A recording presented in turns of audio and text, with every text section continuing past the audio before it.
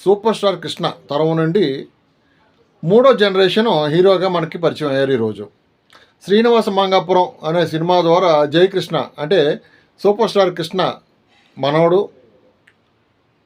మహేష్ బాబు అన్న కొడుకు జయకృష్ణ అందరిని ఆశీర్వదించండి మూడో తరం వాడిని అంటూ శ్రీనివాస మంగాపురం చిత్రం ద్వారా ప్రేక్షకుల ముందుకు వచ్చాడు.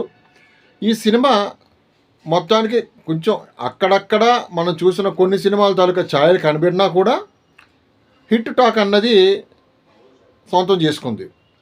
అంటే ఈ సినిమా ప్రారంభం నుండి ముహూర్తం షాట్ నుండి కూడా ప్రజల్లో అంచనాలు రేపింది బాగా. ఎందుకంటే సుమారు 330-350 సినిమాలు చేసిన ఒక మహానటుడి తాలూకా వారసత్వం.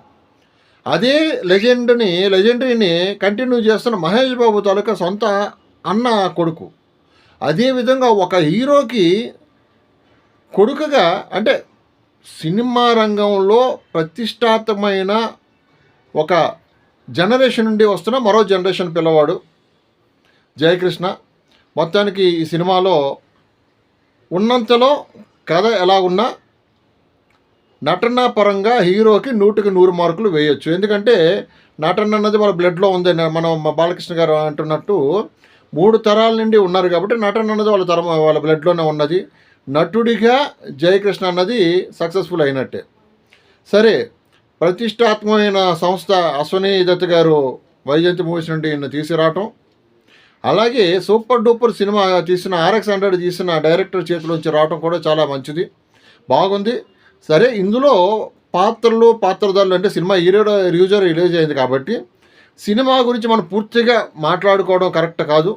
పూర్తి రివ్యూ అన్నది హిట్టు ఫ్లాపు అన్నది మాత్రం మనం మాట్లాడాలి, కానీ కథ విషయంలోకి మనం పోకూడదు.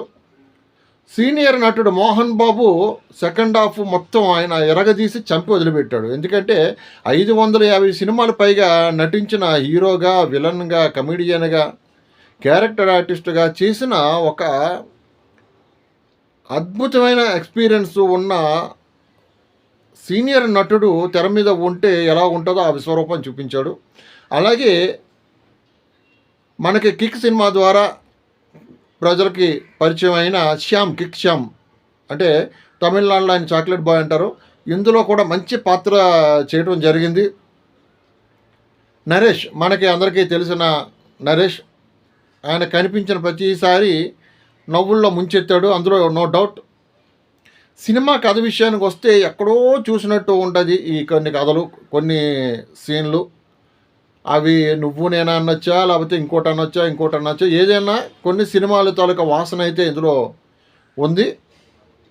డైలాగులు కూడా పెద్ద చెప్పుకోనే స్థాయి డైలాగులు లేవు, కానీ స్క్రీన్ ప్లే పరంగా కానీ దర్శకత్వ పరంగా కానీ దర్శకుడు సక్సెస్ అయ్యాడు. అలాగే సినిమాని నిలబెట్టడంలో ముఖ్య పాత్ర వహించింది మాత్రం బ్యాక్గ్రౌండ్ మ్యూజిక్. KS ప్రకాష్ అద్భుతమైన మ్యూజిక్ నిలబెట్టాడు, సినిమాని నిలబెట్టాడు మ్యూజిక్ ద్వారా. ఏది ఏమైనా శ్రీనివాస మంగాపురం సినిమా అన్నది మాత్రం హిట్ టాక్ అన్నది సొంతం చేసుకున్నది. సరే, హిట్లు ఫ్లాప్లు అన్నవి ప్రతి ఒక్క నటుడు తాలూకా స్టార్టింగ్లో కానీ మధ్యలో కానీ ఉంటాయి.